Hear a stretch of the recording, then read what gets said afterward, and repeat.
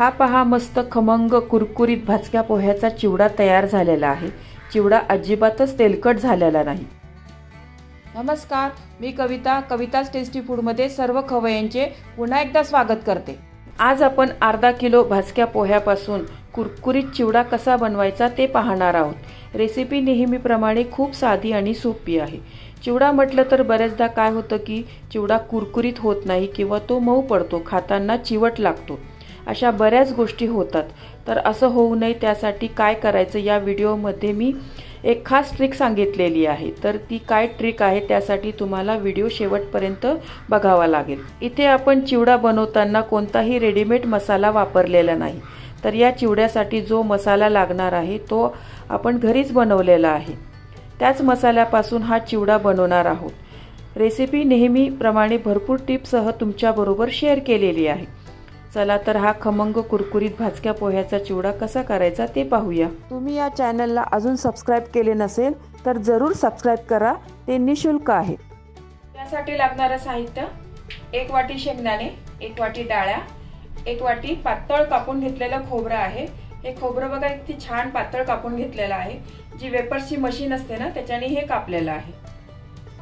मनुके पाव वाटी, काजू, बदाम, कढीपत्ता, हा ठेचलेला लसूण आहे, हिरवी मिरची, तीळ, पिठी साखर आणि मीठ। हे पोहे आहे ना, हे भाजके पोहे अर्धा किलो घेतलेले आहे।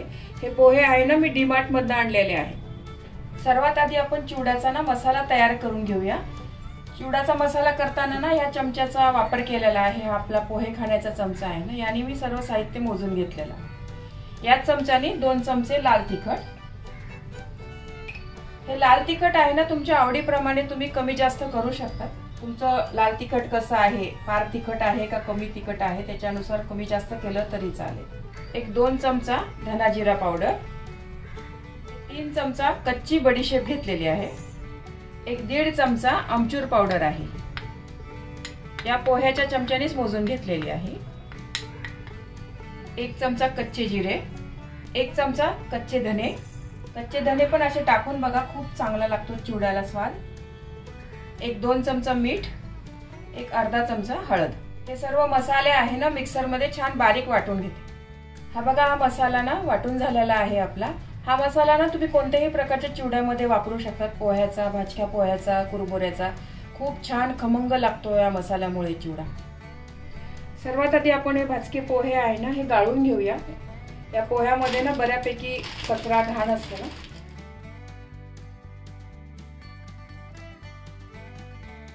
पोह्यामध्ये बघा बरीचपैकी घाण आहे बघा। हे साळ आहे ना हे पण आहे आणि बारीक असा भुगा आहे ना, हे सगळं व्यवस्थित गाळून घ्यायचं आहे, तरच चिवडा आहे ना आपला छान बनेल। आणि हे पोहे आहे ना मी अजिबात उन्हात वाळवलेले नाही आहे, जसं पॅकेटमध्ये आहे ना तसेच आहे। या प्रकारे ना सर्व पोहे मी हे गाळून घेते। हे बघा, हे पोहे आहे ना व्यवस्थित मी चाळून घेतलेले आहे। याच्यामधनं बघा इतकी घाण निघालेली आहे, खूपच असा बारीक चुरा निघतो हा। असं हे चाळून घेणं ना खूप गरजेचं आहे। पोहे जास्त कुरकुरीत करण्यासाठी ना थोडंसं तेल घालून ना हे पोहे आपण छान भाजून घेणार आहोत। तुमच्याकडे जर ऊन असेल ना तर उन्हात ठेवले तरी चालेल, पण दिवाळीच्या काळामध्ये प्रत्येकाकडे ऊन असतंच असं नाही, वातावरण जरा ढगाळ असतं, तर त्यामुळे ही पद्धत बघा खूप चांगली आहे। असे जर पोहे भाजून घेतले ना तर छान मस्त कुरकुरीत होतात। अगदी थोडंसं तेल घालणार आहे बघा, आणि त्याच्यामध्ये ना एक असे 2 बाउल कुरमुरे ना मीडियम गॅसवर आपण भाजून घेऊया व्यवस्थित। छान असे एकदम कुरकुरीत झाले पाहिजे हे पोहे, तर चिवडा आहे ना खूप छान लागेल। मग आपली ही पद्धत आहे ना तुम्ही एकदा वापरून बघा, खूप मस्त खस्ता लागतो चिवडा मस्त। 1 ते 1.5 मिनिट झाला आहे बघा। हे पोहे आहे ना छान मस्त भाजून झालेले आहे, छान व्यवस्थित गरम झालेले आहे बघा। हे बघा आता हे पोहे ना मस्त व्यवस्थित छान भुगा होतोय याचा, इतके छान मस्त कुरकुरीत झालेले आहे। हे पोहे आहे ना एका पाटीमध्ये काढून घेते मी आता। थोडंसं तेल घालते मी,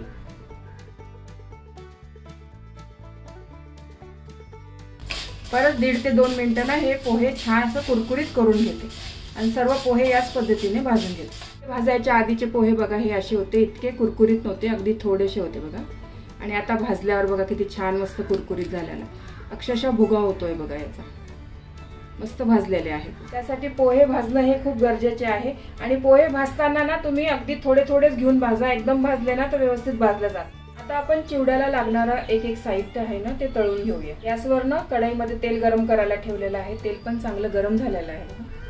हे सर्व पदार्थ तळण्याची ना नवीन पद्धत मी तुम्हाला दाखवणार आहे. त्या तेलामध्ये ना अशी चाळण ठेवा तुम्ही आणि यामध्ये एक एक पदार्थ आपण तळून घेऊया. सर्वात आधी मी खोबरं तळून घेते. या पद्धतीने तुम्ही तळून घेतलं ना तर तेलामधनं कोणताही पदार्थ काढायला खूप बरा पडतो. नाही तर पहिले काढेपर्यंत शेवटचे पदार्थ आहे ना तो करपतो. मग या पद्धत तुम्ही एकदा वापरून बघा. पण असं जर तुम्हाला तळायचं असेल ना तर अशी स्टीलची चाळणच घ्या तुम्ही, प्लास्टिकची घेऊ नका. प्लास्टिकची चाळण घेतली तर ती वितळून जाईल. खोबरं बघा छान मस्त तळून घेतलेलं आहे. यापेक्षा जास्त तळून नका घेऊ तुम्ही खोबरं, कारण खोबऱ्याची कुकिंग प्रोसिजर आहे ना तळल्यानंतर पण राहते. आणि जास्त तळलं ना तर मग करपट लागतात चिवड्यामधले जे खोबरं आहे ना, व्यवस्थित लागत नाही. ते एका ताटामध्ये काढून घेते.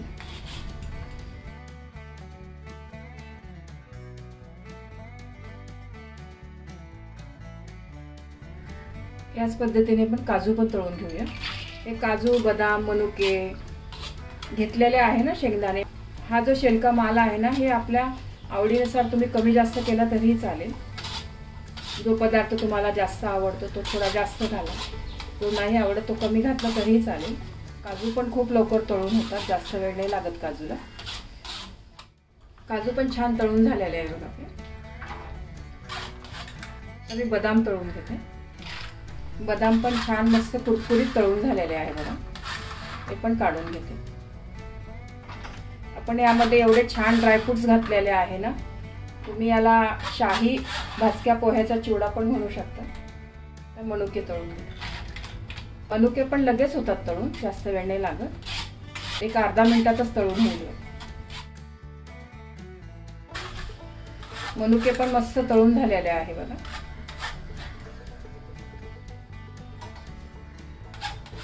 आता आपण याच्यामध्ये शेंगदाणे तळून घेऊया. शेंगदाणे पण बघा छान तळून झालेले आहे. शेंगदाणे ना व्यवस्थित तळून घ्या, असे साल निघेपर्यंत छान मस्त. पण करपवायचे नाहीये शेंगदाणे पण आपल्याला. सर्व पदार्थ मीडियम गॅसवर व्यवस्थित तळून घेतला ना तर चिवडा मस्त लागतो. खमंग जळला ना पदार्थ तर मग चिवड्यामध्ये चांगला लागत नाही. शेंगदाणे पण काढून घेते. आता आपण डाळ्या पण तळून घेऊया. ह्या डाळ्या आहे ना तळायला जास्त वेळ लागत नाही, एक अर्धा मिनिटच फक्त तळून घ्या तुम्ही. ह्या डाळ्या जर जास्त तळल्या ना तर कडक होतात, मग अशा खस्त्या लागत नाही. कारण ह्या आधीच्याच भाजलेल्या असतात. फक्त एक कुरकुरीतपणा येण्यासाठी फक्त आपण तळून घेणार. डाळ्या पण छान व्यवस्थित तळून झालेल्या आहे.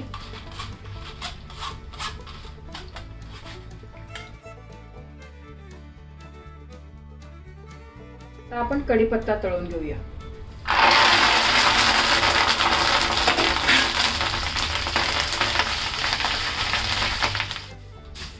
कढीपत्ता पण ना असं व्यवस्थित चांगला कुरकुरीत होईपर्यंत तळून घ्या. असा ना आवाज आला पाहिजे चांगला त्याचा क्रिस्पी. कढीपत्ता, लसूण आणि मिरची आहे ना ते जर व्यवस्थित तळलं नाही ना तर चिवडा आपला मऊ पडतो.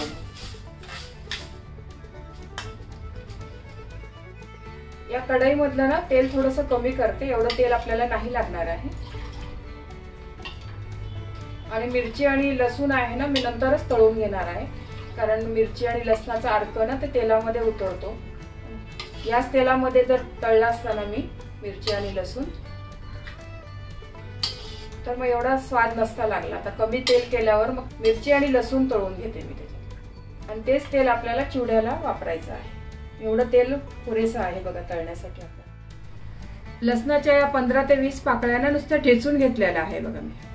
ते हा लसूण आधी आपण तळून घेऊया. लसूण बघा मस्त तळून झालेला आहे. हा लसूण पण काढून घेते. याच तेलामध्ये ना आता मिरची पण तळून घेऊया.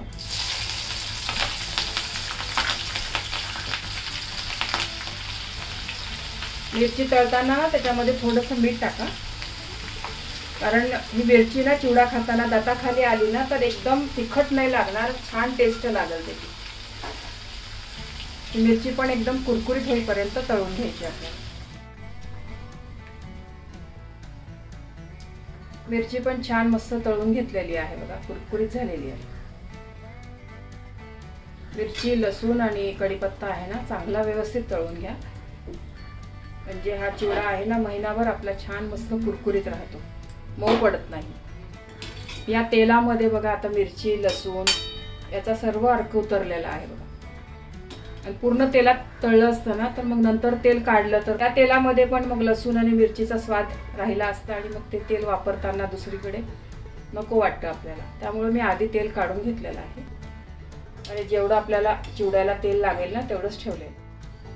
हे तेल आहे ना हे गाळून घेतलेलं आहे मी, कारण याच्यामध्ये ना बारीक बारीक जे कण होते ना ते थोडेसे जळल्यासारखे झाले होते. त्यामुळे हे तेल आहे ना परत गाळून घ्या तुम्ही. आता आपण फोडणी तयार करूया चिवड्याची. त्यासाठी मी मोहरी घालते. मोहरी चांगली व्यवस्थित तडतडल्यावर ना त्याच्यामध्ये जिरे घाला.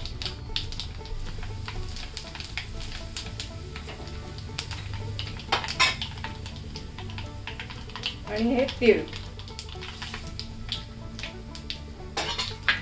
तीळ पण तुम्ही जरूर घाला याच्यामध्ये, खूप चिवडा आहे ना छान खमंग लागतो.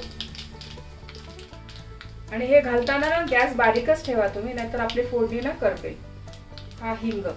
हा हिंग ना माझा मसाल्यामध्ये मगाचा टाकायचा राहिला होता, ते मसाला आपण बारीक केला ना त्यात टाकला तरी चालेल. छान आपली फोडणी तयार झालेली आहे. आता मी गॅस बंद करते आणि आता याच्यामध्ये हा आपला वाटलेला मसाला आहे ना हा मसाला घालते.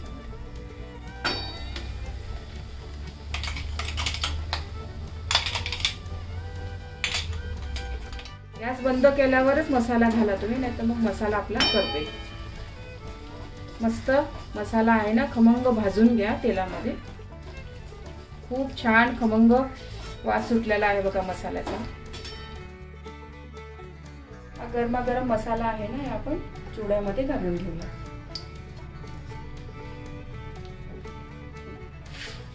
हा मसाला सर्व पोह्यांना व्यवस्थित चोळून घ्यायचा आहे. आता थोडं गरम आहे, थोडंसं गार झाल्यावर ना हाताने मिक्स केलं तरी चालेल. मसाला आहे ना व्यवस्थित चोळून घ्या सगळं.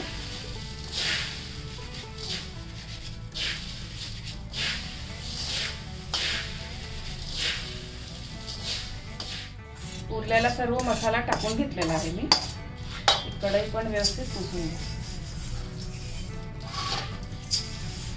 चप्पल लावून द्या. हा आता सर्व मसाला आहे ना सर्व पोह्यांना व्यवस्थित चोळून घ्या. आता यामध्ये 2 ते 3 चमचे पिठी साखर घालते.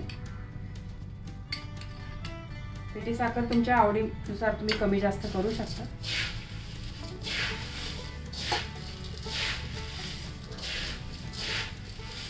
हे जे मी मसाले घातलेले आहे ना तुमच्या आवडीप्रमाणे तुम्ही थोडे कमी जास्त केले तरी चालेल. लाल तिखट वगैरे सर्व. लहान मुलं जर खात असेल तर थोडा कमी टाका लाल तिखट. मग आता आपण जे तळलेल्या गोष्टी आहे ना सर्व तर त्या पण चिवड्यामध्ये घालून घ्या. त्याआधी ना तुम्ही हे चेक करून घ्या कढीपत्ता आणि लसूण मिरची व्यवस्थित तळली गेलेली आहे का. ते जर नाही तळले गेली ना तर चिवडा आपला मऊ पडेल. हे मी सारखं तुम्हाला यासाठी सांगते की चिवडा आपला छान कुरकुरीतच झाला पाहिजे. तर हे सर्व पदार्थ आहे ना हे आता टाकून घेते मी. तुम्हाला वाटेल की मी हे आधी का नाही मिक्स केलं, ते हे मी मुद्दामूनच मिक्स केलं नाही, कारण जो मसाला आपण घातलेला आहे ना तळलेला तो आधीच घातला असताना तर ह्या जे पदार्थ तळले आहेत त्याला बऱ्यापैकी तेल आहे, तर सर्व मसाला आहे ना त्याला चिटकलेला असता आणि पोह्यांना ना व्यवस्थित मसाला लागला. त्यामुळेच मी आधी आपल्या ह्या पोह्यांना ना मसाला व्यवस्थित लावून घेतलेला आहे आणि नंतर मग जे आपण तळलेल्या गोष्टी आहे ना त्या घातलेल्या आहे बघा. पूर्ण व्यवस्थित मिक्स करून घ्या. हे लसूण पण राहिला होता बघा, हा लसूण पण टाकून घ्या. ही मिरची परत एक जीव चांगलं मिक्स करून घ्या तुम्ही. आणि यामध्ये तुम्हाला काही कमी जास्त वाटलं साखर मीठ तर तुम्ही आता पण परत घालू शकतो आपण याच्यामध्ये. हा बघा हा चिवडा किती छान मस्त कुरकुरीत झालेला आहे बघा. लगेच हातामध्ये ना त्याचा छान चुरा होतोय। मस्त झाला आहे, चवीला एकदम टेस्टी झालेला आहे। या दिवाळीला या पद्धतीने चिवडा नक्की करून बघा। हा चिवडा आहे ना, तुम्ही एअरटाईटच्या डब्यात ठेवला ना तर छान कुरकुरीत राहील आणि महिनाभर मस्त राहील हा चिवडा। पण डब्यातनं आपण चिवडा काढतो घेताना वगैरे थोडासा मऊ नंतर पडू शकतो, त्यामुळे मी असे हे झिपलॉकच्या बॅगमध्ये ना चिवडा नेहमी असा भरून ठेवते। एक 2-3 पॅकेटमध्ये असा भरून ठेवला ना तर आपल्याला जेव्हा पाहिजे असेल संपला तर नवीन एक पॅकेट फोडायचं, तर महिना काय 1.5 महिना हा चिवडा ना फ्रेश आणि ताजा कुरकुरीत राहतो। तुम्ही पण असं करून ठेवा असा हा चिवडा।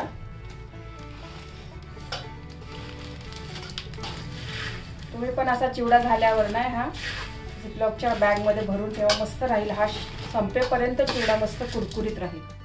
हा बघा, या बॅग्समध्ये ना हा चिवडा भरून ठेवलेला आहे मी आणि हा एवढा उरलेला आहे। हा आता एवढा चिवडा आहे ना एअरटाईट डब्यामध्ये हा भरून ठेवते मी। हा पहा, मस्त खमंग कुरकुरीत भाजक्या पोह्याचा चिवडा तयार झालेला आहे। चिवडा अजिबातच तेलकट झालेला नाही। फक्त व्हिडिओमध्ये ज्या काही छोट्या मोठ्या टिप्स सांगितलेल्या आहेत त्या जरूर फॉलो करा।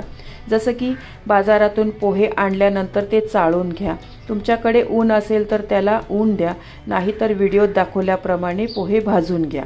असं केल्याने काय होतं की पोह्यामध्ये थोडाफार मऊसरपणा किंवा मॉइश्चर असेल तर ते निघून जाईल आणि पोहे छान कुरकुरीत होतात। आणि दुसरी गोष्ट म्हणजे चिवडा करत असताना इथे जो आपण मसाला तयार केलेला आहे त्याचं अचूक प्रमाण सांगितलेलं आहे। फक्त तिखटाचं, मिठाचं, खोबरं, शेंगदाणे किंवा काजू बदाम याचं प्रमाण थोडं कमी जास्त करायचं असेल तर ते तुम्ही करू शकतात, त्याने तुमच्या चिवड्याची चव बदलणार नाही।